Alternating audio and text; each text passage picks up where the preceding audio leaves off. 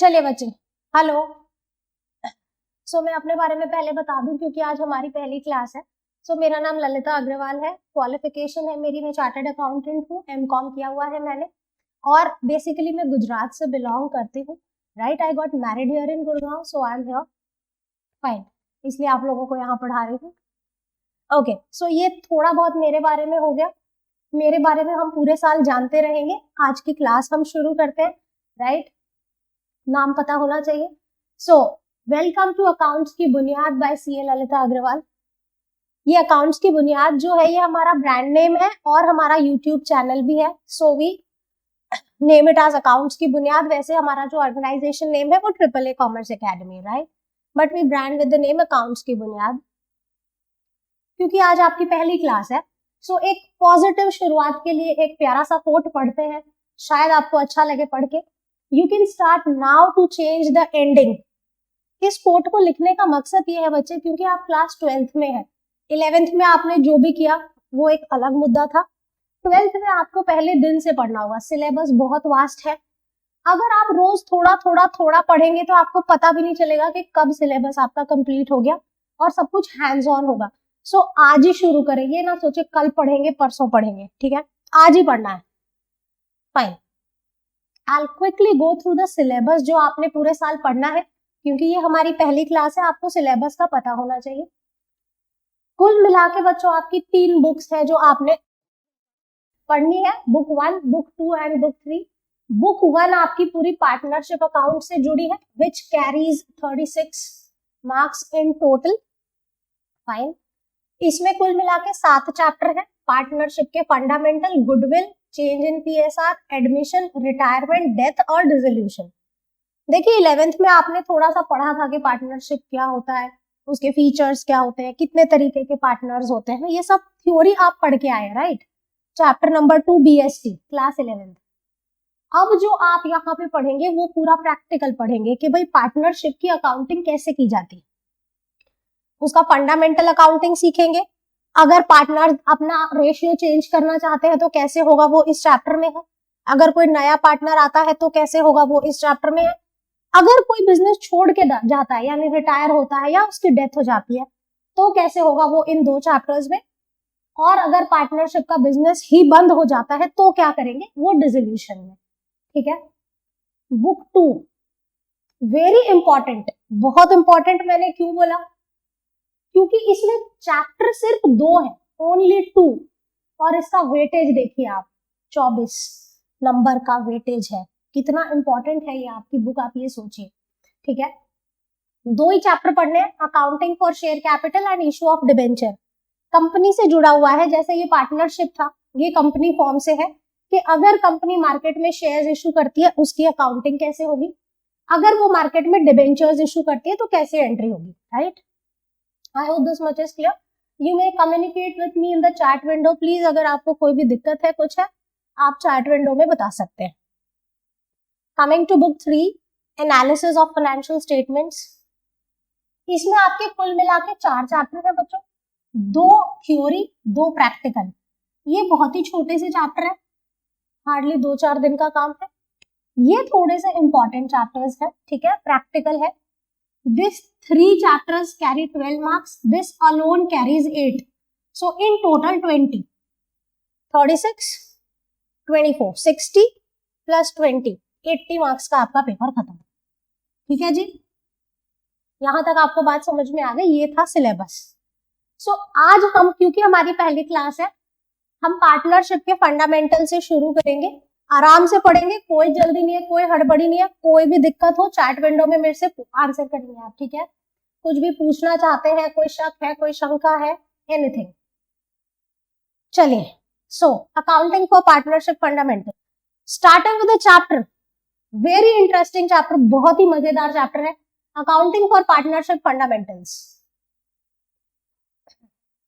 चलिए, इस चैप्टर में पढ़ना क्या क्या है बच्चों, लिस्ट देख के ना डरे। सिंपल सा चैप्टर है, थोड़ा लंबा है, आई अग्री, बट कुछ भी नहीं है। पार्टनरशिप क्या होती है, नेचर क्या है, उसके फीचर्स क्या है, ये सब आप 11th में पढ़ के आए, हम रिवाइज करेंगे थोड़ा डिटेल में।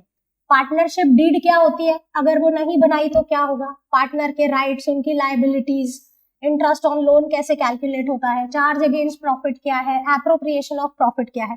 इट्स अ लॉन्ग लिस्ट, ठीक है। हम एक एक करके पढ़ते जाएंगे, कोई टेंशन ना ले, लिस्ट को देख के बिल्कुल ना डरे। Why to fear when I am here, ठीक है। चलिए, सो बच्चों आज की क्लास में हमारा जो मोटिव होगा वो होगा कि हमें ये पता चले कि पार्टनरशिप होती क्या है। 11th में पढ़ा है ना, क्या पढ़ा था? Very good. So Arunya, right, okay. Arunya का कहना है कि पार्टनरशिप होती है जब दो लोग इकट्ठे मिलके कोई बिजनेस करते हैं और उसके प्रॉफिट्स को बांट लेते हैं, यही पार्टनरशिप है। बिल्कुल सही बताया बच्चे आपने। Partnership is an association of 2 or more persons who agree to carry on business together and share profits and losses। बच्चे ये जो आप रीड कर रहे हैं ये इसकी एग्जैक्ट डेफिनेशन नहीं है, this is just for the layman कि पार्टनरशिप क्या होती है। It is an association of 2 or more person, यानी 2 या 2 से ज्यादा लोग जब मिलके कोई काम करेंगे सो वो पार्टनरशिप है। वो काम क्या होगा? बिजनेस, और उस बिजनेस के प्रॉफिट्स और लॉसेस को वो आपस में डिस्ट्रीब्यूट कर लेंगे। ये हुआ लेमैन।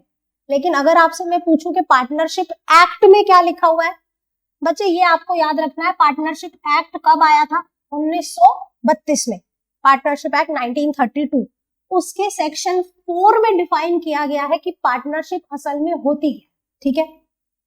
अब मैंने इसको ऐसे हिस्सों में क्यों लिखा हुआ है वो अभी बताती हूँ। पार्टनरशिप का पहले डेफिनेशन रीड करो। Partnership is a relation between persons who have agreed to share profits of a business carried on by all or any one of them acting for all। बच्चों ये एक ही स्टेटमेंट है, ऐसा नहीं है कि ये 4 अलग अलग है। This is a one go statement जिसको मैंने ब्रेक किया है टू एक्सप्लेन बेटर, ठीक है। देखते हैं, पहले पार्ट को समझते हैं कि partnership is a relation between persons का क्या मतलब है। तो इस पहले पार्ट में जो इंपॉर्टेंट वर्ड है वो क्या है बच्चों? पर्सन्स। मिनिमम कितने लोग होने चाहिए? 2। क्या आपको मैक्सिमम की जानकारी है? 50। Very good. चलिए देखते हैं, पार्ट 1 को पढ़ते हैं। In first part the important word which is to be discussed is persons. The question arises who can become partners and how many partners can be there. यानी कौन बंदा पार्टनर बन सकता है और कितने पार्टनर हो सकते हैं। सो मिनिमम 2 और मैक्सिमम कितना? 50। बच्चे एग्जाम में ये क्वेश्चन आता है, आपसे एक क्वेश्चन पूछा जाता है कि पार्टनरशिप में मैक्सिमम कितने पार्टनर हो सकते हैं और वो नंबर कहां से आया, मतलब कौन से एक्ट में लिखा गया। अब बच्चे क्या सोचते हैं, पार्टनरशिप पढ़ रहे हैं तो पार्टनरशिप एक्ट में ही लिखा होगा कि 50 होने चाहिए। नहीं, कंपनीज एक्ट से आया। तो इसका आंसर होगा कि पार्टनरशिप में मैक्सिमम 50 लोग हो सकते हैं। और वो कहां बताया गया? कंपनीज एक्ट में। क्या बोला गया? Companies act 2013 empowers the government to prescribe the maximum number of partners but subject to maximum 100। Companies act में ये कहा गया कि कितने पार्टनर मैक्सिमम हो सकते हैं ये सरकार बता सकती है, गवर्नमेंट जो भी है वो बता सकती है, लेकिन वो गवर्नमेंट भी 100 से ऊपर नहीं बता सकती। कितना बता सकती है मैक्सिमम? 100। अभी गवर्नमेंट ने कितना बताया हुआ है? 50। तो इन दो नंबर को लेके कंफ्यूज ना हो बच्चे, कई बार मैक्सिमम में 100 लिखाते हैं, ये गलती ना करें, ठीक है। अभी फिलहाल 50 है, हो सकता है आने वाले 2-3 साल बाद 60 हो जाए, 70 हो जाए, 80 हो जाए, लेकिन किससे ऊपर नहीं जाएगा? 100 से ऊपर, ठीक है जी। तो ये क्वेश्चन ध्यान रखें। गवर्नमेंट हैज प्रेस्क्राइब्ड फिलहाल 50। अब आते हैं कि कौन पार्टनर बन सकता है। तो बच्चे हमारे पास वो लिस्ट नहीं है कि कौन बन सकता है, पर वो लिस्ट जरूर है कौन नहीं बन सकता। सिंपल नेगेटिव लिस्ट है हमारे पास। अब सवाल उठता है मैम ये कॉन्ट्रैक्ट एक्ट को क्यों ले आए? अभी पार्टनरशिप पढ़ा रहे थे, फिर कंपनी पे पहुंच गए, अब कॉन्ट्रैक्ट एक्ट पे पहुंच गए। सो बच्चे कॉन्ट्रैक्ट एक्ट यहाँ पे क्यों लागू होता है ये समझिए। अगर ये 2 पर्सन है, ये आपस में पार्टनरशिप करना चाहते हैं, तो ये कॉन्ट्रैक्ट तो बनाएंगे कि भाई तू इतनी कैपिटल लगा दियो, मैं इतनी लगा लूंगा, ये सैलरी ले लियो, ये हमारे टर्म्स एंड कंडीशंस होंगे। तो इन दोनों के बीच में एक कॉन्ट्रैक्ट बनेगा, तब जाके क्या होगी? पार्टनरशिप होगी। हाँ बोलो, करेक्ट। तो ये कॉन्ट्रैक्ट एक्ट जो है ये कहता है कि ये लोग कॉन्ट्रैक्ट में एंटर ही नहीं कर सकते। तो बेटा जब तुम कॉन्ट्रैक्ट में एंटर नहीं कर सकते तो क्या पार्टनरशिप कर सकते हो? नहीं, इसीलिए हम इसे पढ़ रहे हैं। According to Indian contract act, every person except the following can enter into contract. पहला कौन? बच्चों ये ब्रैकेट वाला ना रीड करें, सिर्फ इसे देखें। पहला कौन है? माइनर। माइनर का क्या मतलब है? 18 साल से नीचे का बंदा जो होता है वो क्या होता है? माइनर। यानी वो पार्टनर नहीं बन सकता। आगे, यानी जैसे अभी आप 16-17 साल की एज में है, आप पार्टनर नहीं बन सकते। पर्सन ऑफ अनसाउंड माइंड, यानी जिसका माइंड स्टेबल नहीं है, जिसे हम आसान भाषा में पागल कहते हैं, ठीक है, यानी जो डिसीजन लेने के केपेबल नहीं है। समझ में आया? एक प्यार में पागल होते हैं, वो वाले पागल नहीं, एक्चुअली जो पागल होते हैं, मेंटल हॉस्पिटल वाले पागल, ठीक है। अगला है person disqualified by any law. कहने का ये मतलब है कि अगर आपने इंडिया में किसी भी लॉ के अंडर कुछ भी गलत किया है तो आप पार्टनर, क्या ऐसा होता है? नेता बन जाते हैं यार हमारी देश में, ये क्या पार्टनर बनना कौन सी बड़ी बात है? सही बोला ना? ऑनलाइन बच्चों आपको सही से आवाज आ रही है? ठीक है। सो ये लिखने भर का है कि अगर आपने किसी भी लॉ के तहत कुछ भी गलत किया है आप पार्टनर नहीं बन सकते। चलिए आगे चलते हैं। पॉलिटिक्स को डिफाइन करना हो तो हम कैसे बोलेंगे कि अगर आपने सारे अच्छे काम किए तो आप पॉलिटिक्स में नहीं जा सकते। चलिए बैक टू दिस। सो कहने के लिए है कि पार्टनर नहीं बन सकते, बट ऐसा लॉ है। Part 2, agreed to share profits. बच्चे ये डेफिनेशन देखिए, हमारा दूसरा पार्ट है who have agreed to share profits. ठीक है जी, यहाँ पे दो चीजें डिस्कस करनी है, एक तो अग्रीड और एक प्रॉफिट्स। चलिए, अग्रीड का क्या मतलब है? अग्री करना क्या होता है? जैसे तुम मुझसे कुछ कहो, मैं कहूं हाँ ठीक है, ये अग्री, यानी व्हाट आई विल से कि I agree to this point. तो कहने का मतलब जब कोई बंदे मिलके बिजनेस करना चाहते हैं तो ये कुछ टर्म्स एंड कंडीशंस बनाएंगे और उन टर्म्स कंडीशन पे ये सारे अग्री होंगे तभी पार्टनरशिप होगी। ठीक है, तो जब भी कोई पार्टनरशिप में एंटर करता है वो एक अग्रीमेंट बनाता है, राइट? उसके बारे में हम पढ़ेंगे। In the second part, we will study agreed and profits. The word agreed means a partnership is formed by an agreement. This agreement can be oral or can be in writing. ये मान लीजिए ये तीन बंदे हैं ABC, अगर ये partnership में एंटर होना चाहते हैं तो ये अग्रीमेंट बनाएंगे। ये अग्रीमेंट बच्चों ओरल भी हो सकता है, रिटन भी हो सकता है। कोई जरूरी नहीं है कि आप हर चीज लिखें। अगर आपको लगता है भैया हम तो जिगरी यार है, बचपन के यार है, एक दूसरे की बात पे भरोसा है, तो करो भैया। लेकिन ये सोच लेना पैसा किसी का सगा नहीं होता। समझ में आ रही है? आज तो तुम जिगरी यार हो, कल को लड़ाइयां मच गई फिर क्या करोगे?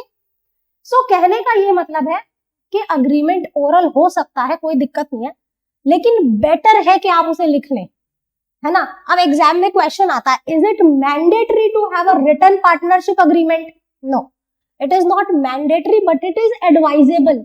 आप इसे आंसर कैसे करें कि जरूरी तो नहीं है कि लिख के बनाएं, लेकिन समझदारी है कि लिख के बनाएं, right? So how to answer? No, it is not mandatory but it is advisable to have a written partnership agreement.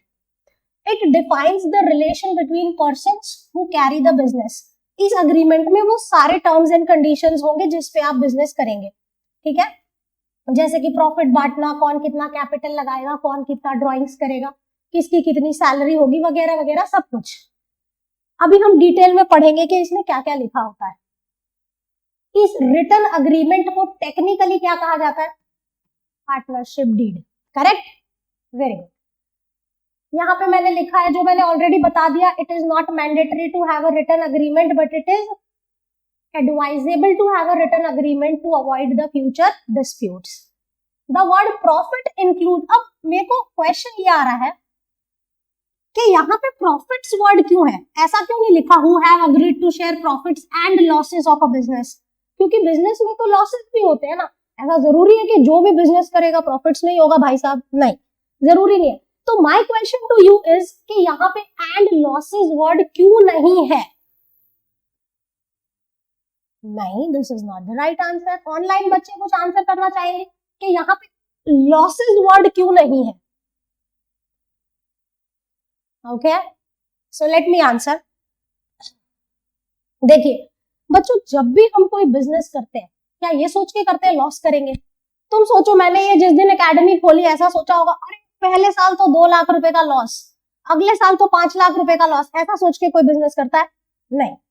समझ में आ रहा है? यानी प्रॉफिट जो वर्ड है वो बिजनेस का मेन मोटिव है।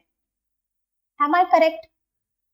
बिजनेस किया ही प्रॉफिट्स के लिए जाता है। अगर मैं आपसे पूछूं बिजनेस क्या होता है तो आप बोलोगे भाई साहब जो भी एक्टिविटी प्रॉफिट कमाने के लिए की जाए वो बिजनेस होती है।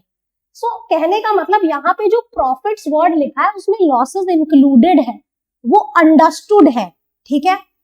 सो इसीलिए यहाँ पे अब आपसे पूछा जा सकता है, हालांकि पूछेंगे नहीं but just for the sake of general knowledge आपको बता रही हूँ कि प्रॉफिट्स वर्ड दिया गया डेफिनेशन में लॉसेस क्यों नहीं है, क्योंकि हम बिजनेस करते ही प्रॉफिट मोटिव से। करेक्ट?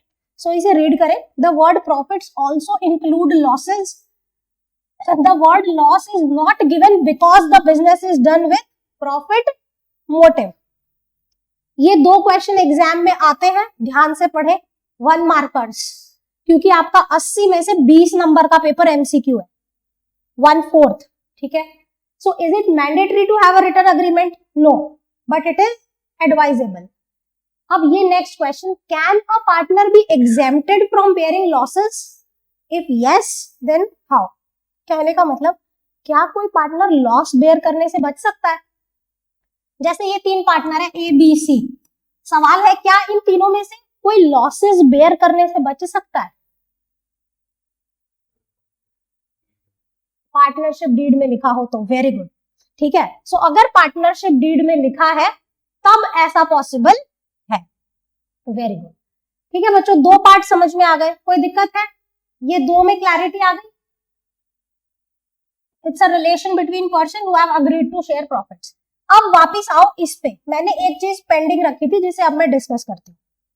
हमने देखा कि ये तीनों पार्टनर नहीं बन सकते, माइनर भी पार्टनर नहीं बन सकता, अनसाउंड माइंड भी पार्टनर नहीं बन सकते, और डिस्क्वालिफाइड बाय एनी लॉ भी पार्टनर नहीं बन सकते। इसका ना एक एक्सेप्शन है माइनर का। एक्सेप्शन का क्या मतलब है बच्चों? कि एक ऐसी स्थिति है जहां पे आप बच्चे को पार्टनर बना सकते हो, बच्चा ही हुआ 18 साल से नीचे। ठीक है? सो वो कौन सी स्थिति है? एक, कि उसके पास कुछ ऐसा टैलेंट है जो आपकी पार्टनरशिप को स्पेशल बेनिफिट दे सकता है। दूसरा, सारे पार्टनर अग्री कर रहे हैं कि हाँ जी हम इस बच्चे को पार्टनर बनाएंगे। समझ में आया? यानी आपसे पूछा जा सकता है can a minor be admitted as a partner?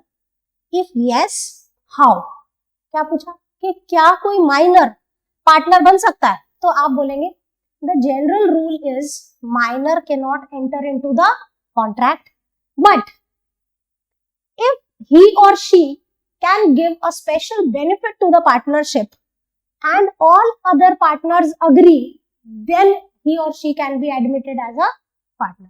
समझ में आ गया? 2 स्लाइड लर्न हो गई बच्चों, घर जाके पढ़ने की जहमत मत करना, यही सब लर्न करके जाओ। 2 स्लाइड लर्न हो गई, वेरी गुड। ऑनलाइन बच्चों कोई दिक्कत है तो आप चैट विंडो में बताएंगे। Very good. सो 2 चीजें हो गई। अब तीसरे पार्ट पे आओ, ऑफ अ बिजनेस। अब ये बिजनेस क्या होता है?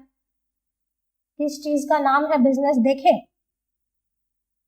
चलिए बच्चों, अभी मैंने बताया बिजनेस वो एक्टिविटी होती है जिसका मेन मोटिव क्या होता है? प्रॉफिट। ठीक है ना? Very good. So a partnership is formed with the purpose of earning profits. कहने का मतलब ये जो पार्टनरशिप आप एंटर करेंगे वो प्रॉफिट मोटिव से करे तभी वो पार्टनरशिप कहलाएगी। ठीक है? लेकिन बच्चों सवाल उठता है, जैसे ये 2 है ए और बी, ठीक है, इन्होंने डिसाइड किया कि हम दोनों रात को शहंशाह बन के निकलेंगे और चोरी करेंगे। ठीक है? रोज रात को निकलेंगे, 2-4 घरों में चोरी करेंगे, जो भी आएगा आधा आधा बांट लेंगे। बच्चे क्या ये पार्टनरशिप है? नहीं। क्यों? लॉफुल नहीं। कहने का मतलब प्रॉफिट मोटिव होना चाहिए, अच्छी बात है, आप प्रॉफिट कमाना चाहते हैं, लेकिन ये प्रॉफिट सीधे रास्ते से कमाना है, टेढ़े मेढ़े रास्ते नहीं अपनाने आपने। कहने का मतलब कानून आपको जिस काम की इजाजत दे वो काम करके प्रॉफिट कमाना है ना? पता चला जी हम तो मर्डर कर रहे हैं, सुपारी ले रहे हैं, स्मगलिंग कर रहे हैं, गैम्बलिंग, ये सब नहीं करना है। प्रॉफिट मोटिव का मतलब है ईमानदारी से बिजनेस करो, मेहनत करो, फिर प्रॉफिट कमाओ। सो किसी भी एक्टिविटी को बिजनेस कहने के लिए प्रॉफिट मोटिव होना चाहिए, वो लॉफुल होनी चाहिए, और अभी आपने मुझे जैसे बताया वो रेगुलर बेसिस पे होनी चाहिए। ठीक है, ऐसा नहीं है कि जैसे मान लो अगर मेरा कोई रिलेटिव है, राइट, या कोई नेबर है, उसको पता है कि हाँ जी ये ललिता अग्रवाल है, ये अच्छा पढ़ाती है, उसने बोला कि आप पढ़ा दोगे मुझे ये चैप्टर, मैंने आउट ऑफ रिलेशन उसको पढ़ा दिया कि चल बच्चा है बोल रहा है पढ़ा दे, उसने मेरे को कुछ पैसे भी दे दिए, क्या ये बिजनेस था? नहीं। लेकिन मैं रोज यहाँ आती हूँ, 4 बजे खड़ी होती हूँ, तैयार होती हूँ, ठीक है, घर से 3:30 निकलते हैं, तब इधर 4 आते हैं, रोज का है ना, तो ये क्या हो गया? बिजनेस हो गया। क्यों? क्योंकि रोजमर्रा पे हम कर रहे हैं। दूसरा एग्जाम्पल लो, जैसे हम दिवाली पे सफाई करते हैं ना घर में, सो स्क्रैप कबाड़ निकालते हैं, उस कबाड़ को बेच के हमें कुछ पैसे मिल जाते हैं स्क्रैप डीलर से, कबाड़ी वाला जो होता है। सो कहने का ये मतलब है कि हमने कुछ सामान बेचा, हमें पैसे मिल गए, कबाड़ ही था, प्रॉफिट हो गया ना हमें, हमें वैसे भी उस कूड़े को घर से निकालना था, हमने निकाल दिया, पैसे भी मिल गए, क्या ये बिजनेस था? नहीं। क्यों? रेगुलर बेस नहीं था, वन टाइम, दिवाली पे सफाई करते हैं। लेकिन एक बात बताओ, क्या उस कबाड़ी वाले के लिए बिजनेस था? हाँ, वो रोज सुबह अपनी लारी लेके निकलता है। समझ में आ रहा है? कहने का मतलब किसी भी एक्टिविटी को बिजनेस कहने के लिए क्या 3 चीजें जरूरी है? Profit motive, lawful and regular. एक चीज और यहाँ पे दी है कि चैरिटेबल एक्टिविटी पार्टनरशिप नहीं होती है। ठीक है, जैसे मान लेते हैं ये आरुण्य और नैतिक, ये दोनों मिलके, इन बड़े साफ दिल बंदे हैं, इन्होंने क्या किया, दोनों ने डिसाइड किया, एक दिन ये पार्क में घूमने गए, देखा बेचारे गरीब बच्चे धूप में बारिश में पड़ रहे हैं पार्क में, दोनों ने डिसाइड किया कि भाई 2 लाख तू दे, 2 लाख मैं दे रहा हूं, चल इनके लिए बिल्डिंग बनाते हैं। 4 लाख में क्या ही बिल्डिंग बनेगी, बट ठीक है 4 लाख में बिल्डिंग बनाते हैं, राइट। सो क्या आप दोनों पार्टनरशिप में हैं? आरुण्य और नैतिक पार्टनरशिप कर रहे हैं क्या? बच्चों चैरिटी कर रहे हो तुम लोग, है ना, तुम्हारा मकसद कुछ वापस पाना नहीं है, किसी को सर्व करना है। So this is not partnership, this is simply a charity. आपको मेरी बात समझ में आ गई सबको? बहुत अच्छे। फोर्थ पार्ट पे चलते हैं, carried on by all or any one of them acting for all. इसका सीधा सा फंडा ये है, शॉर्ट में बताती हूँ, कि अगर 3 बंदे बिजनेस कर रहे हैं तो ऐसा जरूरी नहीं है कि तीनों एक्टिवली इन्वॉल्व हो, तीनों रोज ऑफिस आते हैं, रोज काम करते हैं, नहीं। ऐसा हो सकता है, सॉरी, ऐसा हो सकता है कि इन दोनों ने सिर्फ कैपिटल लगाई हो, बाकी बिजनेस पूरा ए मैनेज कर रहा हो। समझ में आ रहा है? यानी ऐसा भी हो सकता है तीनों मिलके काम कर रहे हैं, ऐसा भी हो सकता है सिर्फ एक कर रहा है सबके बिहाफ पे, क्या? Mutual agency. Very good.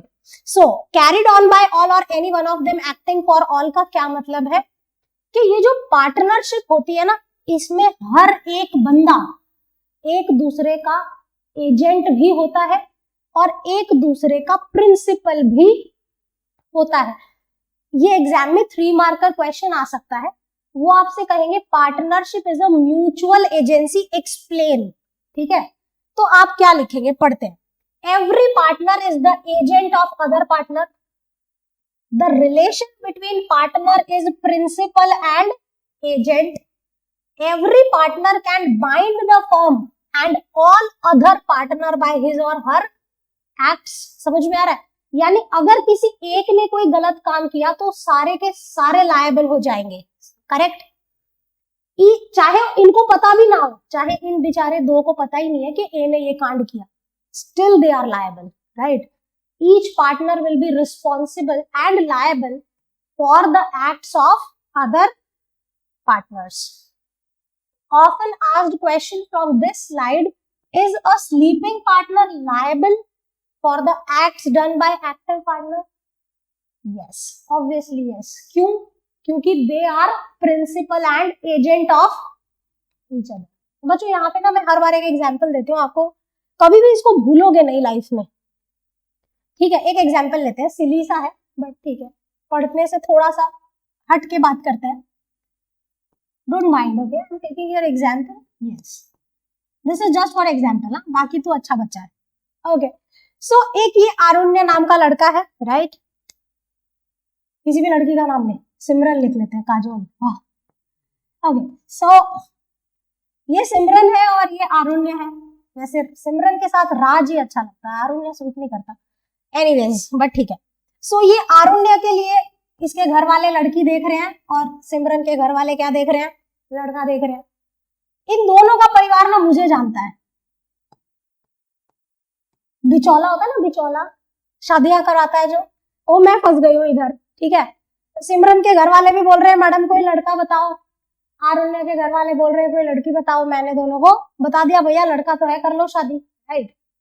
अब मुझे जितना आरुण्य के बारे में पता था, अच्छा ही पता था कि बड़ा प्यारा बच्चा है भाई साहब, है ना, कमाऊ है लड़का, कोई दिक्कत नहीं है। बट इसकी बैक लाइफ मुझे नहीं पता थी, स्मोकिंग ड्रिंकिंग ये वो कुछ नहीं पता था, राइट। अब इन दोनों की शादी हो गई भाई साहब, सारी हकीकत बाद में सामने आई सिमरन के। ये तो फंस गए, ललिता ने फंसा दिया हमें, किस लड़के से शादी करा दी, है ना। सो नाउ व्हाट हैपेंड, देखिए यहाँ पे मेरा कोई दोष नहीं था, मुझे आपके जो ऐब थे वो नहीं पता थे, हो सकता है आपके घर वालों को भी ना पता, even your mother and father don't know about जो भी आप एक्स्ट्रा एक्टिविटीज में इन्वॉल्व हो, बट बीवी को सब पता, बीवी कैन मेक आउट, है ना, बीवी से कुछ नहीं छुपाया जा सकता। तो सिमरन को सारा पता चल गया, राइट। अब इसने तो हल्ला कर दिया कि भैया गलत फंसा दिया। अब मुझे सिंपल से क्वेश्चन का आंसर देना, ठीक है। ये जो सिमरन के घर वाले हैं, पेरेंट्स, वो किसे दोष देंगे इस गलत रिश्ते को कराने में, मेरे को? क्या मुझे कुछ पता था तेरे बारे में? नहीं। क्या तेरे पेरेंट्स को पता था? शायद पता हो, लेकिन मान के चलो नहीं पता था। डोंट यू थिंक मैं एजेंट थी आप दोनों के बीच में, है ना? आपके पेरेंट्स जो थे वो प्रिंसिपल थे। अब ये सिमरन के घर वाले मुझे तो जिम्मेदार ठहराएंगे ही कि इसने शादी कराई थी, इसको जरूर पता होगा, इसने बताया नहीं। और माँ बाप को तो और ही कोसेंगे कि इसको तो पता ही होगा यार अपने बच्चा क्या कर रहा है, समझ में आ रहा है? कहने का मतलब यहाँ गुनाह किसी ने नहीं किया, बट सारे लायबल हो गए। किसकी वजह से? इस एक दुष्ट आत्मा की वजह से। सिर्फ एग्जाम्पल है, अदरवाइज मेरा बच्चा बड़ा प्यारा है, कोई बात नहीं, ठीक है, समझ में आ गया। अब इसे कभी नहीं भूलोगे, सिली था बट ठीक था, हमें याद रखने के लिए, थोड़ा एंटरटेनमेंट के लिए, समझ आ गया? ऑनलाइन बच्चों डेफिनेशन के चारों पार्ट एक बार क्विकली रिकैप करो। Partnership is a relation between person, मतलब minimum 2 maximum 50। Minor unsound mind और डिस्क्वालिफाइड बाय लॉ, ये पार्टनर नहीं हो सकता। माइनर एक स्थिति में पार्टनर हो सकता है, कौन सी? जब वो कुछ स्पेशल बेनिफिट दे सकता है और सारे पार्टनर अग्री करें। प्रॉफिट्स को बांटने का अग्रीमेंट बनता है, ये अग्रीमेंट ओरल भी हो सकता है, रिटर्न भी हो सकता है, एडवाइजेबल है कि रिटर्न हो। प्रॉफिट्स जो वर्ड है इसमें लॉसेस इंक्लूडेड है। बिजनेस, किसी भी एक्टिविटी को बिजनेस कहने के लिए 3 चीजें जरूरी हैं, प्रॉफिट मोटिव, रेगुलर बेसिस और law. Carried on by all or any one of them acting for all का मतलब है कि पार्टनरशिप एक म्यूचुअल एजेंसी है, अगर एक पार्टनर कुछ गलत करेगा तो सारे लायबल हो जाएंगे। I hope this much is clear. Online बच्चों चैट विंडो में बताएंगे अगर कोई दिक्कत है। Fine. Partner firm and firm name, अब ये क्या होता है? देखिए, ए बी सी तीनों मिलके बिजनेस करना चाहते हैं। Individually they are called partners, collectively they are called a firm. क्या बोला? पढ़े, the person who have entered into partnership with one another individually, this is important, individually they are partners, अगर तीनों को जोड़ दिया जाए तो बन गई फर्म।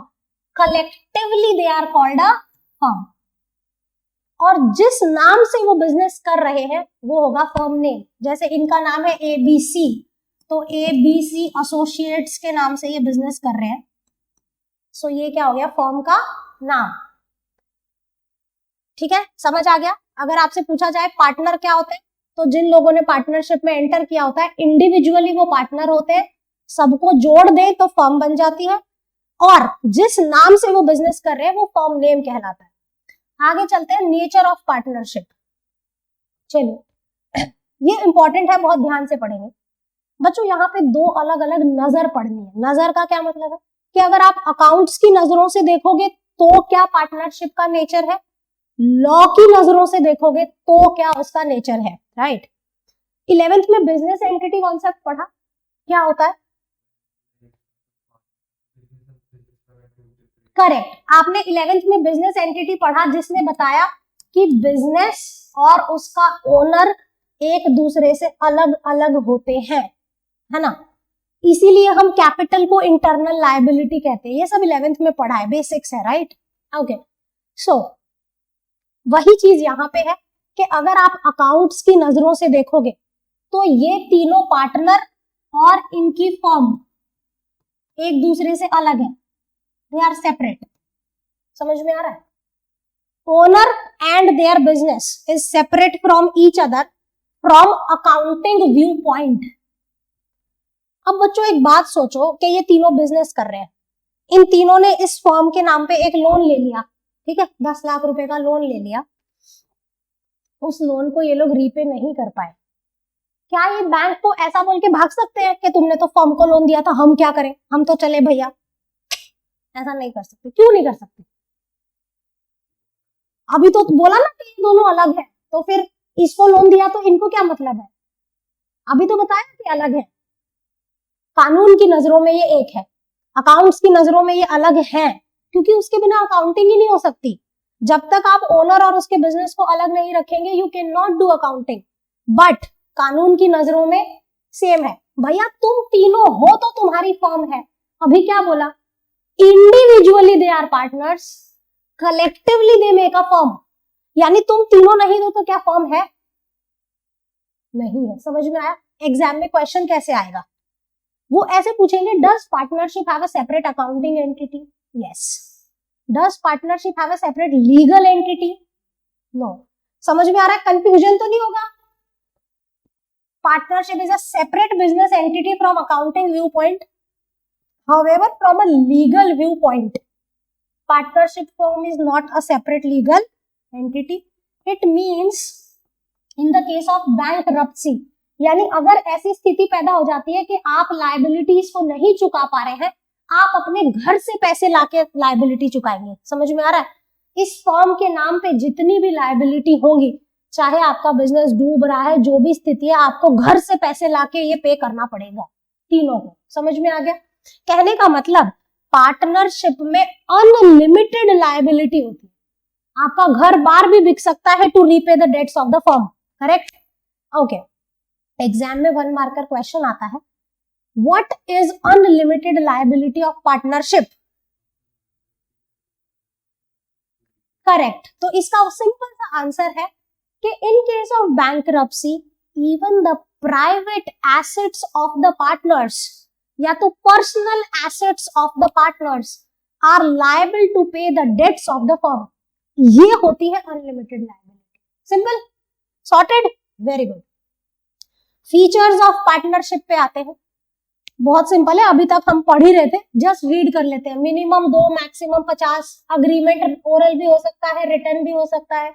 बिजनेस होना चाहिए जो प्रॉफिट मोटिव में हो, लॉफुल हो और रेगुलर हो। Profit sharing include losses also. Partnership is a mutual agency, her partner एक दूसरे का प्रिंसिपल भी है और एजेंट। 1 मार्कर क्वेश्चन आ सकता है कि पार्टनर्स का आपसी रिलेशन क्या होता है, तो they are principal and agent of each other. Unlimited liability क्या होती है कि उनके पर्सनल एसेट भी लायबल है फर्म के डेट्स को पे करने के लिए। सिंपल है, राइट? अगर आप किसी भी पार्टनरशिप में पार्टनर है तो आपके पास क्या क्या राइट्स हैं? To participate in management, obviously you are the owner. To be consulted about the affairs, obviously आप ओनर हैं। आप जब चाहे बुक्स ऑफ अकाउंट्स चेक कर सकते हैं, प्रॉफिट्स और लॉसेस का हिस्सा बांटेंगे। अगर आपने अपनी पर्सनल पॉकेट से फर्म के लिए कोई खर्चा किया है तो आपको वापस मिल जाएगा, कंपेंसेट कर दिया जाएगा। ये इंपॉर्टेंट है, वेरी इंपॉर्टेंट। ये फर्म है, ये 3 पार्टनर हैं। अगर इस पार्टनर ने फर्म को लोन दिया है, पर्सनल कैपेसिटी में लोन दे दिया फर्म को, तो इसे जो भी रेट डिसाइड हुआ है उस पर इंटरेस्ट मिलेगा। अगर नहीं डिसाइड हुआ तो कितना मिलेगा? आप ये नहीं बोल सकते कि तूने पहले तो कुछ नहीं बताया रेट के बारे में, अब हम इंटरेस्ट नहीं दे रहे। नहीं, अगर कुछ डिसाइड हुआ है तो उस रेट पे दीजिए, नहीं हुआ तो किस रेट पे दीजिए? 6% per annum. Right not to allow the admission, यानी अगर मान लो ये 2 पार्टनर चाहते हैं कि किसी एक और पार्टनर को ऐड ऑन किया जाए पर ये तीसरा मना कर दे तो पार्टनरशिप में नया बंदा नहीं आ सकता। यानी हर पार्टनर के पास ना बोलने का हक है, राइट। राइट टू रिटायर, आप जब चाहे फर्म से रिटायर हो सकते हैं विथ प्रॉपर नोटिस। जैसे अपनी मेड करती है ना, दीदी कल से नहीं आ रही, वो नहीं करना है, ठीक है। आप पार्टनर है, मेड नहीं है, तो आपको ढंग से नोटिस देना है, देन आप रिटायर कर सकते हैं, राइट। पार्टनर की लायबिलिटी क्या है बच्चों, राइट्स तो पढ़ ली, ये तो इंपॉर्टेंट थी ही, ज्यादा इंपॉर्टेंट है कि पार्टनर की लायबिलिटी क्या है, राइट। हम इसे बाद में पढ़ेंगे, पहले एक एग्जाम्पल सुनो, आप आंसर करना, डोंट रीड दिस। ये 3 बंदों का नाम लिखते हैं, ठीक है। ये 3 पार्टनर हैं, नैतिक, सरबजीत और आरुण्य। ये ना एक एकेडमी चलाते हैं, ठीक है। NSA एकेडमी के नाम से इनकी एकेडमी है। नैतिक अकाउंट्स पढ़ाता है, ये इकोनॉमिक्स और ये BST, तीनों बेहतरीन टीचर है, राइट। इनकी एकेडमी है। अब देखिए यहाँ पे क्या किया, नैतिक अकाउंट्स यहाँ पे पढ़ाता है, इन लोग का इक्वल शेयरिंग है, जो भी NSA में फीस आती है वो सारी ये तीनों प्रॉफिट्स इक्वली बांटते हैं। अब नैतिक ने क्या करना शुरू कर दिया कि ये एकेडमी में तो पढ़ा रहा है, एकेडमी में जो बच्चे पढ़ रहे हैं अकाउंट्स की फीस है 30,000। अब यहाँ पे क्या होता है कि शेयरिंग है, 3 लोग हैं, सब कुछ 3 लोगों में बंटता है। नैतिक के मन में आ गया खोट, इसने क्या किया, इसने ना घर पे भी पढ़ाना शुरू कर दिया। इसका घर कहीं आसपास ही है, इसने चुपके से घर पे भी अकाउंट्स पढ़ाना शुरू कर दिया। और देखो बच्चों को ना टीचर से मतलब होता है, ठीक है ना, उनको एकेडमी से मतलब नहीं होता, लॉजिकल। अब सोचो वही टीचर यहाँ पे 30,000 रुपए ले रहा है, अब ये घर पे कह रहा है कि मैं 25 में ही पढ़ा दूंगा, कहाँ जाओगे आप पढ़ने, 5,000 रुपए बच रहे हैं ना, क्यों जाओगे इसके घर, एकेडमी पे क्यों जाओगे, घर जाओगे पढ़ने, ठीक है। सवाल है क्या नैतिक ऐसा कर सकता है? यस। पहली चीज तो वो कर ही नहीं सकता। देखिए वो अगर ऐसा कर रहा है तो वो अपने ही बिजनेस पे लात मार रहा है, अपने ही बिजनेस के पेट पे लात मार रहा है। हाँ बोलो, क्या आपको ऐसा नहीं लगता कि वो अपने ही बिजनेस को कंपटीशन दे रहा है? भाई साहब तुम घर पे 25,000 रुपए पूरे पॉकेट में डाल ले रहे हो, यहाँ पे जो सरबजीत और आरुण्य कमा रहे हो उसका शेयर ले रहे हो, ऐसा कैसे होगा भाई साहब, नहीं हो सकता। समझ में आ रहा है? पहला पॉइंट क्या कहता है कि पार्टनर की ये लायबिलिटी है कि अगर उसने अपने ही बिजनेस को कंपीट करके कोई काम किया तो वो जो भी पैसे कमाएगा उसको बिजनेस को देने पड़ेंगे। यानी नैतिक ने जो भी पैसे घर पे कमाए होंगे वो फर्म में जाएंगे और तीनों में बटेंगे, वो ऐसा नहीं कर सकता। समझ में आ रहा है? जिस थाली में खा रहा है उसी में छेद कर रहा है, गलत बात है ना। वाह, डायलॉग याद आ जाते मैम को बार बार। So if a partner carries on a business that is similar to that of the firm in competition with the firm, ये इंपॉर्टेंट है। देखो हो सकता है नैतिक को फाइनेंशियल प्रॉब्लम हो, वो इस एकेडमी NSA में तो पढ़ा रहा है, तुम दोनों की बकायदे परमिशन लेके, ये सेंटर है गुड़गांव में, ठीक है, वो तुम दोनों की बकायदे परमिशन लेके दिल्ली जा रहा है पढ़ाने 2 दिन, तुम्हें तो कोई प्रॉब्लम नहीं। क्यों प्रॉब्लम नहीं है? क्योंकि दिल्ली का बच्चा तो एनीवेज गुड़गांव पढ़ने नहीं आता। हाँ बोलो। आजकल खैर ऑनलाइन का जमाना है, बट हम ऑफलाइन की बात करते हैं कि एनीवेज दिल्ली का बच्चा यहाँ नहीं आने वाला था। यानी अगर नैतिक दिल्ली जाके पढ़ाता है तो आपके बिजनेस को कोई कंपटीशन नहीं है। इन दैट केस वो ऐसा कर सकता है। यानी 2 चीजें कि या तो आप सेम बिजनेस भी कर रहे हैं और अपने ही बिजनेस को कंपीट कर रहे हैं, वो आप नहीं कर सकते। अगर आपने ऐसा किया तो जो भी कमाया वो फर्म में देना पड़ेगा। पढ़ो, if a partner carries on a business that is similar to that of the firm in competition with the firm and earns profit, the profit so earned shall be paid back to the firm, आपको वो firm को देना होगा। आगे चलते हैं, अगला point पढ़ने से पहले एग्जाम्पल सुनो। फिर से ये तीनों पार्टनर्स की बात करते हैं, नैतिक, सरबजीत और आरुण्य। सरबजीत को ना कहीं से न्यूज मिली, किसी इंटरनल पार्टी से कोई न्यूज मिली कि इस कंपनी के शेयर प्राइसेस ना 2 दिन में बढ़ने वाले, शूट अप होने वाले हैं, डबल हो जाएंगे। इंटरनल इंफॉर्मेशन थी सरबजीत के पास। इसने क्या किया, फॉर्म में चुपके से 50,000 रुपए निकाले, उस कंपनी के शेयर खरीद लिए। इसने सोचा स्मार्टली कि आज शेयर खरीद लेते हैं, 2 दिन के बाद बेच देंगे, अगर डबल हो गया, मान लो ये उम्मीद कर रही है कि 50,000 का 80,000 हो जाएगा, है ना, तो इसने क्या सोचा कि 50 आज निकाल लेती हूँ, 30,000 रुपए का प्रॉफिट कमाऊंगी, 30,000 पॉकेट में, बाकी 50 वापिस डाल देंगे, किसी को पता नहीं चलेगा। क्या सरबजीत ऐसा कर सकती है? नहीं कर सकती। क्यों नहीं कर सकती? ये 50,000 रुपए किसके थे? फर्म के, उसके अकेली के तो नहीं थे, फर्म के थे। यानी अगर फर्म के पैसे इस्तेमाल करके कोई भी पार्टनर कोई भी प्रॉफिट कमाएगा, वो प्रॉफिट उसको फर्म को देना पड़ेगा, वो ऐसा नहीं कर सकता। सिंपल है, पढ़ो। If a partner earns profit for self, खुद के लिए प्रॉफिट कमाता है किसी भी ट्रांजैक्शन से जहां पे फर्म की प्रॉपर्टी या फर्म का नाम यूज हो रहा है, profit so earned shall be paid back to the firm. Sarabjit ये पैसे नहीं रख सकती, उसने जो 50,000 निकाले वो प्लस जो 30 का प्रॉफिट कमाया, पूरे 80 लौटाने होंगे। समझ में आ रहा है? ऑनलाइन बच्चों सबको समझ में आ रहा है? लेकिन आप सोचो अगर किस्मत खराब हो, 50,000 रुपए इसने शेयर में लगाए और वो न्यूज गलत निकल गई, अगले दिन इस शेयर प्राइस 40 का रह गया, 50 की इन्वेस्टमेंट 40 की हो गई। शेयर प्राइसेस है ना, सट्टा है, कुछ भी हो सकता है। सरबजीत की किस्मत खराब थी, वो बढ़ने का सोच रही थी, घट गए, तो क्या ये 10,000 का लॉस फर्म बेयर करेगी? फर्म बोलेगी किसकी गलती बेटा, तेरी गलती, तू जान, 50 लेके गई थी, 50 लौटा भाई, चाहे घर से लेके आ। लॉजिकल है? इसे पढ़ो, ये आसानी से समझ में आएगा।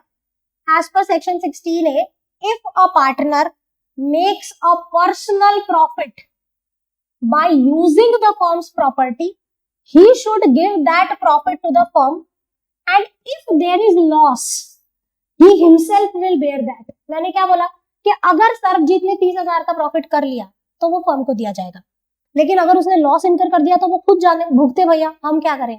तू हमसे पूछ के लेके गई थी, आरुण्य और नैतिक क्या बोलेंगे, तूने हमसे पूछा था? नहीं, तो तू जान, भुगत अपना, फर्म क्यों भुगतेगी? ठीक है, दोनों लायबिलिटी क्लियर है कि आप अपने बिजनेस को कंप्लीट नहीं कर सकते, अगर करेंगे तो जो भी पैसा कमाया फर्म में जाएगा। दूसरी लायबिलिटी कि आप फर्म का नाम, कनेक्शन, कुछ भी प्रॉपर्टी यूज करके अपने लिए पर्सनल प्रॉफिट नहीं कमा सकते। अब आते हैं पार्टनरशिप डीड क्या होती है। हमने अभी देखा था पिछली स्लाइड में कि जो रिटन फॉर्म ऑफ अग्रीमेंट होता है उसे हम क्या कहते हैं? Partnership deed. इसमें क्या क्या लिखा होता है? सारे टर्म्स और कंडीशन, पार्टनर के relationship. This document is called partnership deed. The firm can frame its own partnership deed. Partners जो बिजनेस में एंटर करते हैं उनकी अपनी मर्जी है, वो जो भी इस डीड में लिखे। पार्टनरशिप के लिए मैं हमेशा कहती हूँ, जब मियाँ बीवी राजी तो क्या करेगा काजी, यानी पार्टनर जिस भी मुद्दे पे अग्री है लिख लो भैया, हमें कोई दिक्कत नहीं। ठीक है, so in which rights, duties, liabilities are stated. It helps in settling the disputes. देखो मैंने आपको कहा था ना, पैसा तो भाई भाई को लड़ा देता है, पार्टनर क्या चीज है? भाई दुश्मन हो जाते हैं आपस में। सो कहने का मतलब, अगर आपने रिटर्न पार्टनरशिप डीड बनाई है तो कल उठ के कोई झगड़े हो गए, कोई मुद्दे हो गए तो वो आसानी से सुलझ जाएंगे। सिंपल है, very good, very important. 1 marker question के लिए बहुत इंपॉर्टेंट है, 2 बार पढ़े। ये जो पार्टनरशिप डीड बनती है किसके हिसाब से बनती है? स्टैम्प एक्ट के प्रोविजंस के हिसाब से बनती है। ये एनसीईआरटी में एक छोटी सी लाइन दी हुई है, बट इस पे क्वेश्चन बनता है। This deed should be properly, अभी शायद 2 साल पहले बोर्ड्स में ये क्वेश्चन आया था कि पार्टनरशिप डीड कौन से एक्ट के हिसाब से बनाई जाती है। उसमें कई सारे ऑप्शन थे, पार्टनरशिप एक्ट था, कंपनीज एक्ट था, स्टैम्प एक्ट। सारे बच्चे पार्टनरशिप करके आए, क्यों करके आए? पार्टनरशिप डीड है तो पार्टनरशिप के हिसाब से ही बनेगी? नहीं, स्टैम्प एक्ट के हिसाब से बनेगी। और कहाँ रजिस्टर की जाएगी? Registrar of firms. बच्चों ऐसा करना कंपलसरी नहीं है, मैंने बोला ओरल अग्रीमेंट भी हो सकता है। ठीक है जी, इस डीड में, इस अग्रीमेंट में क्या क्या लिखा होगा ध्यान से देखें। Name and address, nature of business, partner के एड्रेस और नाम, किस रेशियो में प्रॉफिट बांटेंगे, कितना कैपिटल लगाओगे, इंटरेस्ट कितना लोगे कैपिटल पे, कितनी सैलरी लोगे, अगर लोन दोगे तो कितना इंटरेस्ट होगा, कितनी ड्रॉइंग्स करोगे, गुडविल कैसे वैल्यू की जाएगी, रीवैल्यूएशन कैसे होगा, अगर झगड़े हो गए तो कैसे सुलटेंगे, अगर किसी पार्टनर को रिटायर होना है या किसी की डेथ हो जाए तो क्या क्या हमको पेनल्टीज होगी, कौन से ऐसे सर्कमस्टांसेस होंगे जहां फर्म बंद हो जाएगी, अगर बिजनेस ही बंद करना है तो कैसे आप अकाउंट्स को सेटल करोगे, सब कुछ एन नंबर ऑफ थिंग्स जो आप लिखना चाहते हैं। सारा याद रखने की जरूरत नहीं है बच्चों, शुरू के आसान से 7-8 याद रखें, है ना। बाय चांस, वैसे तो इतना आसान क्वेश्चन आता नहीं है, बट पूछ लें अगर 3 नंबर में तो शुरुआत के बहुत, right. Most important slide for today's class, फिर हम प्रैक्टिकल पे चलेंगे। बच्चों अगर आपने पार्टनरशिप डीड बनाई है, वेल एंड गुड, जो लिखा है भाई साहब उसमें फॉलो करो, हमें कोई दिक्कत नहीं है।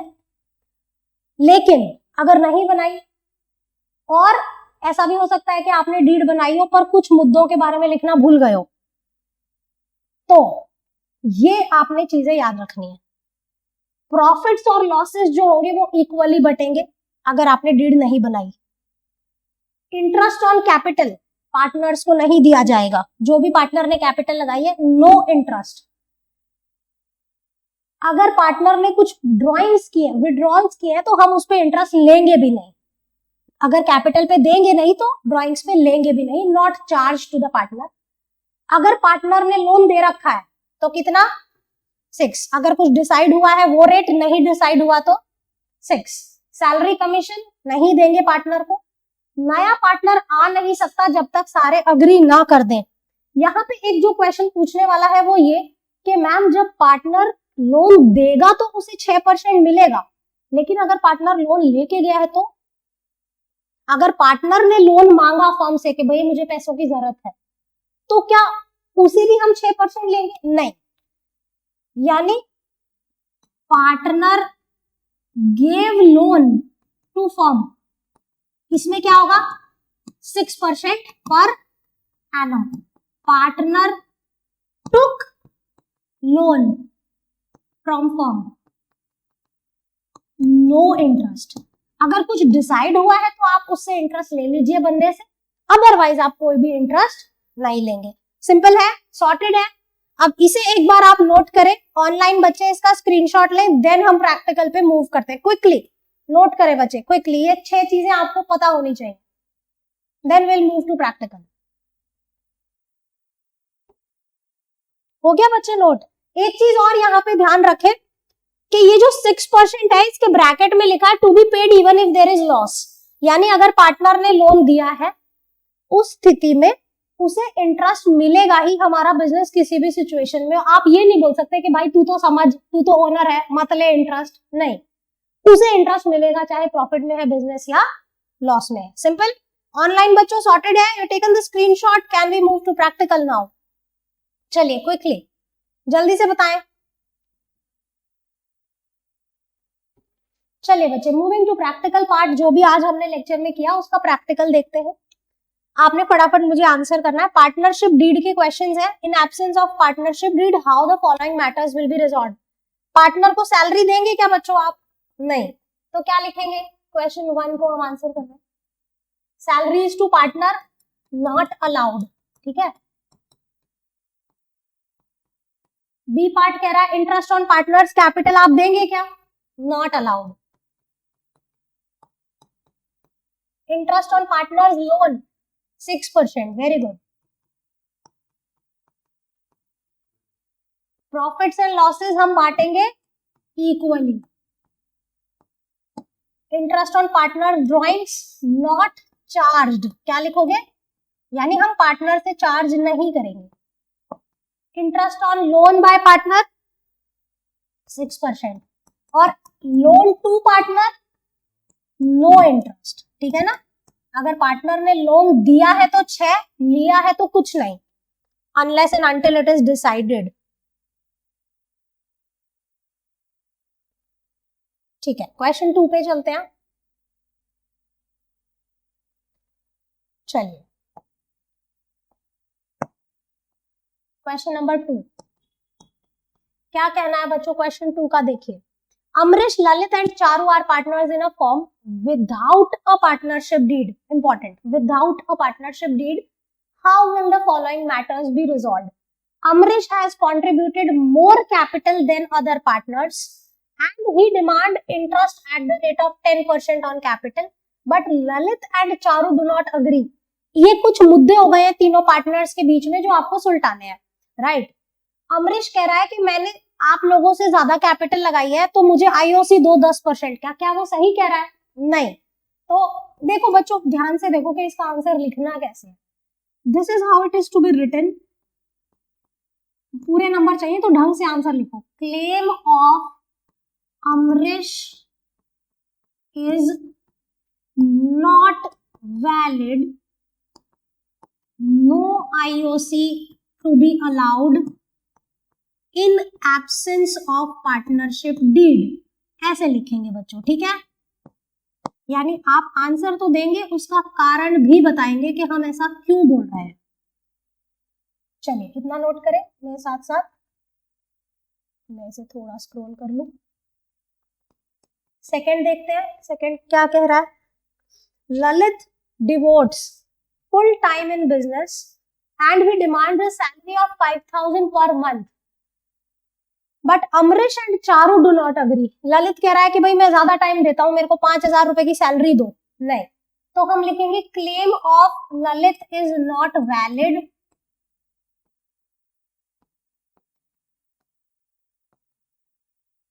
बच्चों मैम पूरा लिख रही है, आप भी पूरा लिखेंगे। No salary to be allowed in absence of partnership deed.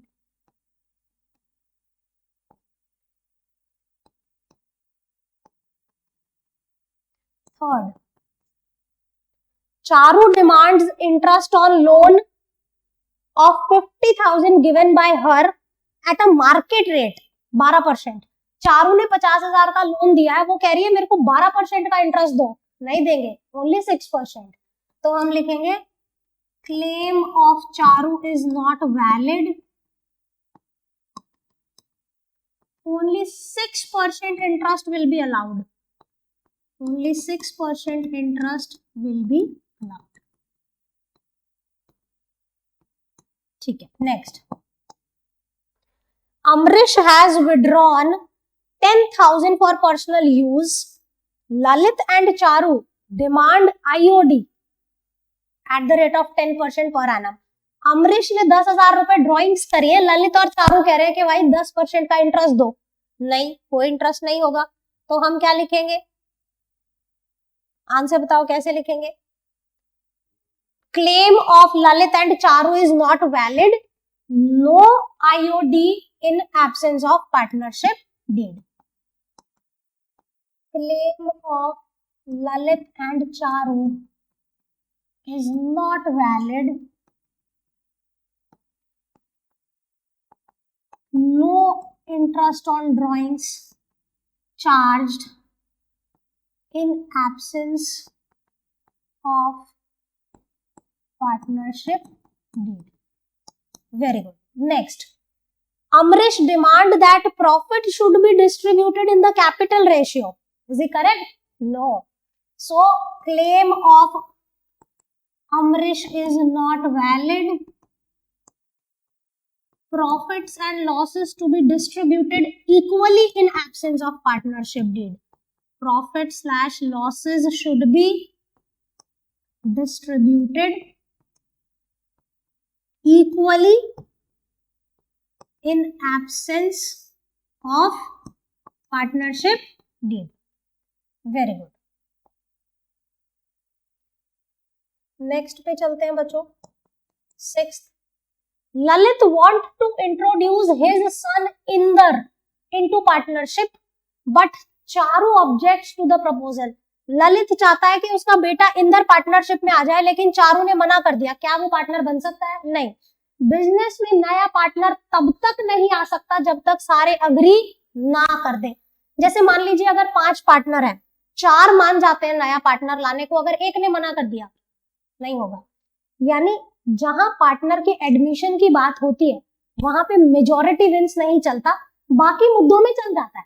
जैसे अगर मान लीजिए ये डिसाइड करना है कि एक्स लिमिटेड से सामान खरीदे या वाई से, तो जो मेजॉरिटी बोले वो कर लो।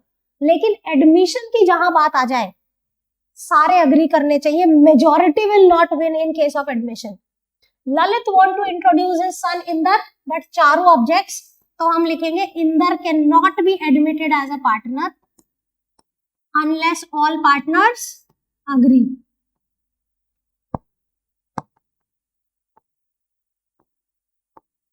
ठीक है जी, आगे चलते हैं।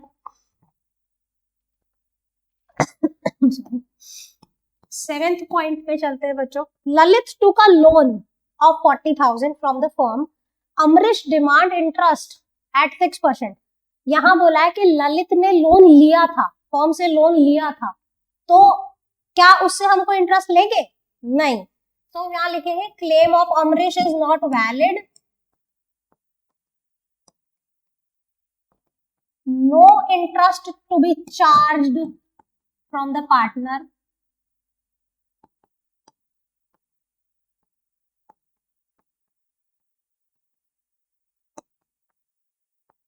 on loan taken by him in absence of agreement.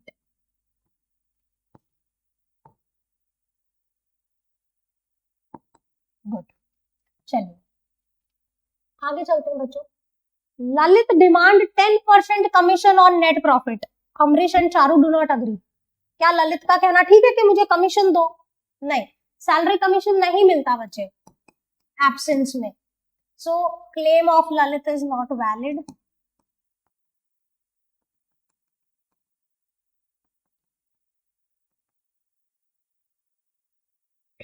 No commission to be allowed in absence of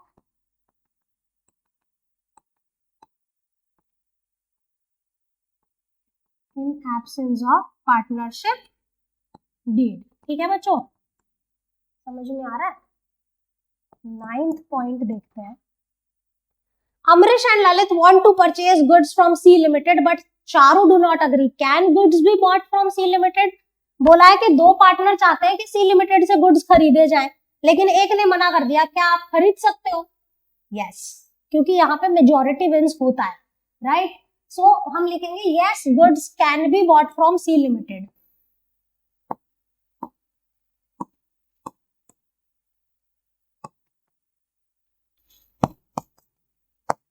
ठीक है बच्चे, बहुत अच्छे।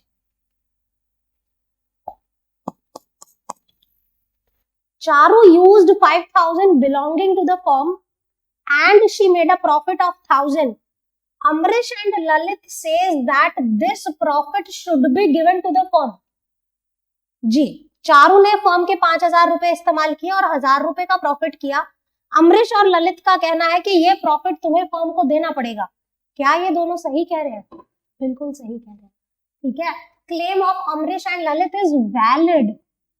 Claim of Amrish and Lalit is valid. Charu will return 6,000 to the firm. Charu will return 6,000 to the firm. यानी 5 लेके गई थी, पूरे 6 लौटाने पड़ेंगे इंक्लूडिंग प्रॉफिट। चलिए आगे बोला है Lalit used 20,000 belonging to the firm and incurred a loss of 4,000. He want firm to bear that loss. Lalit ने फर्म के 20,000 रुपए निकाले, किसी ट्रांजैक्शन में 4,000 का लॉस कर दिया, अब वो चाहता है कि फर्म बेयर करे। क्या फर्म बेयर करेगी? ना बेटा, अपनी करनी खुद भुगत। ठीक है, so claim of Lalit is not valid. He will return 20,000 to the firm. He will return 20,000 to the firm. वो कह रहा है कि 4,000 का लॉस हो गया, मैं 16 दे देता हूँ। नहीं, पूरे 20 दे भैया, हम क्यों तेरा करना भुगते, है ना? सो वो पूरा देगा। बच्चों यहां तक क्लियर है? बच्चा पार्टी, वेरी गुड। चलिए last question for the day, फिर मैं आपको आज का होमवर्क बताऊंगी। A and B are partners since 1st April 2019 without a partnership deed. They introduce capital of 35 and 20. इन्होंने डीड नहीं बनाई, इनके जो कैपिटल है वो 35 और 20 है। On 1st October, A gave a loan of 8,000 to the firm without any agreement for interest. 1st October 2019 को A ने लोन दिया है 8,000 रुपए का, और उस पर इंटरेस्ट कुछ भी डिसाइड नहीं हुआ। Profit and loss for the year ended showed 15,000. Partners cannot agree upon the division of profits. You are required to divide the profits. आपको बोला है कि फर्म ने अभी जो प्रॉफिट किया वो 15,000 का है, पार्टनर डिसाइड नहीं कर पा रहे कि कितना इंटरेस्ट ऑन लोन दें और प्रॉफिट्स को कैसे बांटे, तो आपको उनकी मदद करनी है। देखिए फिलहाल जो हमारा प्रॉफिट गिवन है वो 15,000 का गिवन है। से यस, प्रॉफिट गिवन कितना है? 15। इसमें से इंटरेस्ट ऑन लोन देना है पहले। बच्चों interest on loan rate decided नहीं है तो क्या होगा? 6 है ना। सो 8,000 इंटू 6% इंटू 6/12। 6/12 क्यों किया मैम ने? क्योंकि यहाँ पे ये लोन 1 अक्टूबर को दिया गया, यानी अक्टूबर, नवंबर, दिसंबर, जैन, फेब, मार्च, 6 महीने का इंटरेस्ट लगेगा। So this will be 2400, am I correct? नहीं 240, सॉरी 240, ये हो जाएगा 14760। बच्चों अब इस प्रॉफिट को कैसे बांटे? हमें तो बताया नहीं कि इन दोनों का रेशियो क्या है, हमें नहीं पता इन दोनों का रेशियो क्या है क्योंकि पार्टनरशिप डीड ही नहीं बनाई। ए और बी में कैसे बांटिएगा इस प्रॉफिट को बताइए? इफ नो पार्टनरशिप डीड कैसे बटेंगे? इक्वली बटेंगे, पूछने की क्या बात है ना। मैम सिली क्वेश्चन पूछते हो 7380। सो ये इस तरीके से प्रॉफिट्स बट गए। समझ आया बच्चों? सारी बातें समझ आई? ठीक है, अब आपने इतनी डिटेल में आज पार्टनरशिप की डेफिनेशन पढ़ी, मेरे को ना एक सवाल याद आ रहा है, ठीक है ध्यान से सुनना।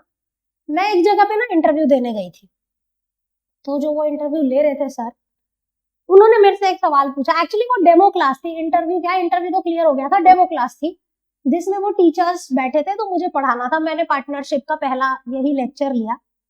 सो लास्ट में एक सर ने मेरे से उठ के क्वेश्चन पूछा कि जी मुझे लगता है कि शादी भी एक पार्टनरशिप है। मैंने बोला सर कैसे?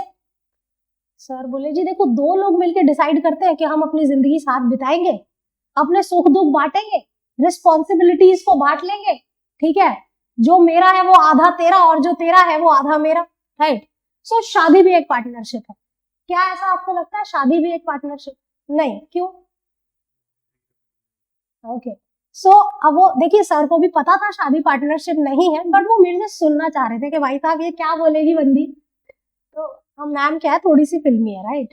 तो मैम ने बोला सर देखो ऐसा है, पार्टनरशिप में होता है प्रॉफिट मोटिव, है ना, शादी में प्रॉफिट मोटिव होता है।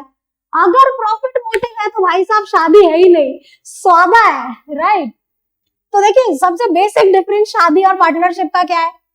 पार्टनरशिप में होता है प्रॉफिट, शादी में होता है प्यार। समझ में आ रहा है? और प्यार में कभी सौदा होता है? प्यार में कभी सौदा नहीं होता।